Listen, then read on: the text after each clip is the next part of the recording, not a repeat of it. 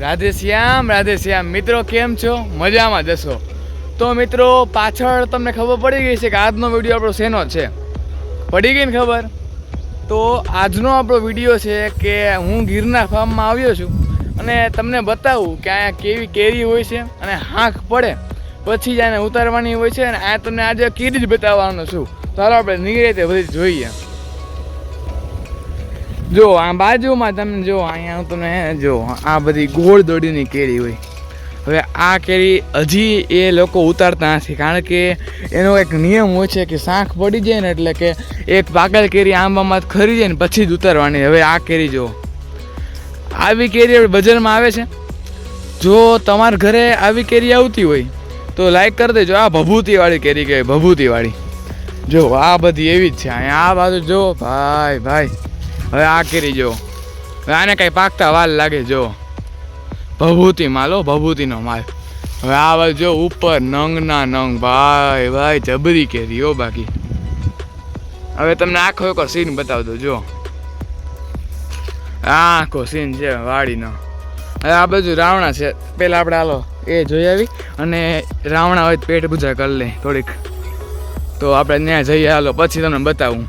મિત્રો આપણે રાવણામાં આવી ગયા અને મને વિશ્વાસ નથી થતો કે આ રાવણાની સાઈઝ તો બહુ મોટી છે. તમને નોર્મલી નહીં લાગતી, પણ વેચાવા હોય ને બહાર 400-500 કિલો એવડી બધી સાઈઝ છે અહીંયા. જોવો આ રાવણાની સાઈઝ જુઓ તમે એકવાર.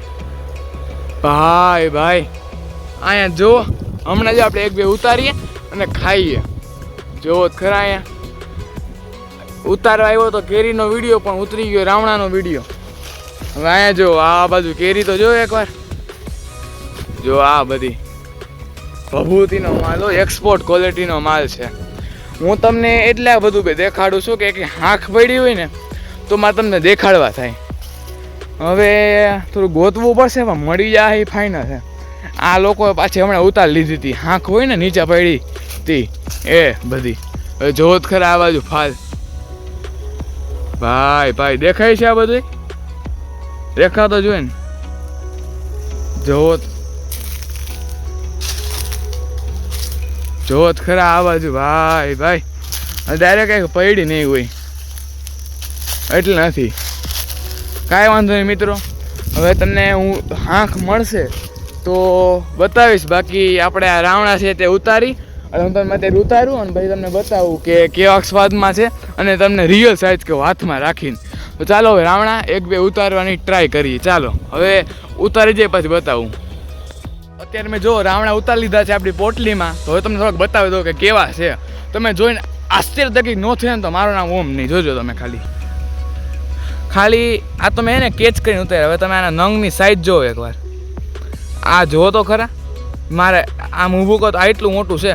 હવે હું તમને થોડુંક આગળ જઈને જ્યાં હાંખું ઉતારી છે ને ત્યાં જઈને તમને બધું બતાવું. હવે ચાલો ત્યાં જઈએ અને થોડો ટાઈમ પસાર ન કરીએ. તો ચાલો હવે ડાયરેક્ટ વાં જઈએ. મિત્રો તમે આ કેરી જુઓ ખાલી. તમે કહેશો આમાં શું જોવાનું, પરંતુ મિત્રો આ બધી છે ને શાંખ છે, એટલે કે ઝાડવામાંથી પાકીને ખરી ગઈ હોય ને તે. તમે કહેશો તો આમાં બગડી ગઈ શું કામ છે, પરંતુ મિત્રો જે આ બગડી ગઈ હોય ને તેનો પાંદડાનો સૂકો ડાઘ હોય તે જરીક આપણે કાપ નાખીને થઈ જાય. પરંતુ મિત્રો આ ખેડૂત મિત્રો હોય ને તે આ બધી જવા દેવાના જ છે. આપને કહેશો કે આ એટલી બધી કેરી જવા દેશે, પરંતુ મિત્રો આ બધી તેને જવા દેવાની જ હોય. તમે કહો સીન તો જુઓ કેવી છે બધી કેરી. હા ખો બાકી. હવે આ હાંક જુઓ, ઓમાં નામાં કંઈ ફેર દેખાય છે? હવે આ છે ને તે બધી વીણેલી, એટલે કે નીચે પડી હોય ને એક નંબર માલ લીધો છે આ પાડે. હવે એના રૂપરંગ તો જુઓ તમે ખાલી. એમ લાગે કે દાબામાંથી કાઢી છે. આ જ છે ગીર ફાર્મની અસલી મજા. હવે ખબર પડી ને કે હાંક કેવી હોય. હવે આપણે હાંકને સુધારી. હવે તમે રૂપરંગ જોજો ખાલી સુધારીને, એટલે જોવો તો ખરા. ભાઈ ડાયરેક્ટ ઝાડવામાંથી ટેસ્ટો ઉતારીને ડાયરેક્ટ સુધારી જ છે આપણે. કાંઈ ખોટી ભેળસેળ કરી જ નથી. હવે તમે રૂપરંગ જુઓ એકવાર. ભાઈ જબરો ટેસ્ટ હો. બાકી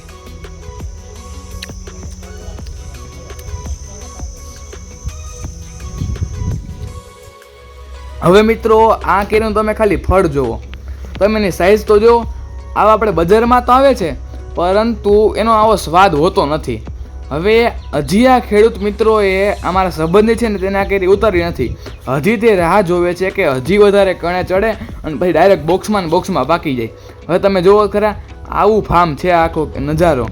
હું તો કહું જીવનમાં આવી એકવાર મજા તો લેવી જ જોઈએ, તો જ અસલી જીવાનો લાવો છે. હવે આ આંબો જુઓ તમે કેવડો મોટો છે એવો. બાકી હવે આ જૂનવાણી આંબા હોય ને દેશી આંબા, તેની કેરી પણ મીઠી હોય છે. તમે કાંઈ રૂપરંગ તો જોવો, આખો સીન જોતા જ મજા આવી જેવો. બાકી મિત્રો આવી રીતના આંબો હોય છે ને, અત્યારે હું હાલતો હતો તો મને કાંઈ શાંખ મળી ગઈ, એટલે કે ઝાડવામાંથી પાકી પડી ગઈ હોય અને પછી પડે તેને તમે રૂપરંગ તો જોવો ખાલી. મેં તમને આગળ બતાવ્યા હતા એવા જ છે. જો હજી હું તમે કહેશો ને કે આ સાબિતી શું તરત પડી છે, જો આ હજી છે ને સુકાણું નથી, એટલે આ હાથ જો મારે ચીપચીપા થઈ ગયા. અહીંયા જોયું તમે, એ તેની સાબિતી કે આ હમણાં જ ખરીદી છે. હવે તમને ખબર પડી કે શાંખ કેને કહેવાય. હવે જો લગભગ આ બીજી કેરી છે. હવે આ જો આગળથી બગડી ગઈ છે, પણ આ રૂપંગ તો જો ભાઈ જબરી કેરી હો. બાકી અહીંયા બધી એવું જ માહોલ છે. તમારા હગાવાલાને આવી બાગ બગીચો હોય તો હું તો કહું જરૂર આનંદ લેજો, કારણ કે આ આનંદ કોક વાર જ મળે છે. આવી મોજ કરતો રહેવાનું, જીવન જીવતું રહેવાનું. હવે અહીંયા બધે જુઓ ભાઈ લે, આ હાંખ જ હતી. ઓહો હાંખ હો. બાકી ખાલી અડતા જ પડી ગઈ. જબરી કેરીઓ. હવે કંઈ દબાવી નથી, ખોટી બીજી પડી જશે. એના કરતાં અહીંયા ભેગી કરીએ અને હજી તમને વખત આટો મરાવી દઉં. ક્યાંય કંઈ હાંખ બાખ પડી હોય તો લઈ લઈ. હવે ઓ ભાઈ જો અહીંયા પડી છે, જુઓ તમારી સામે મંડી. આ 4થી 5મી કેરી મળી. તમે કશો ખરાબ છે પણ એ વાંધો ન હોય, તે આપણે આટલેલું કાપ નાખીને આનો સ્વાદ ખૂબ જ સરસ હોય છે. જો અહીંયા છે તો ખરા, પણ સોરી બગડી ગઈ છે. હવે કાંઈ વાંધો નહીં મિત્રો, આખો આવો માહોલ છે, જુઓ તો ખરા. ભાઈ હાલો મિત્રો, રાધે શ્યામ.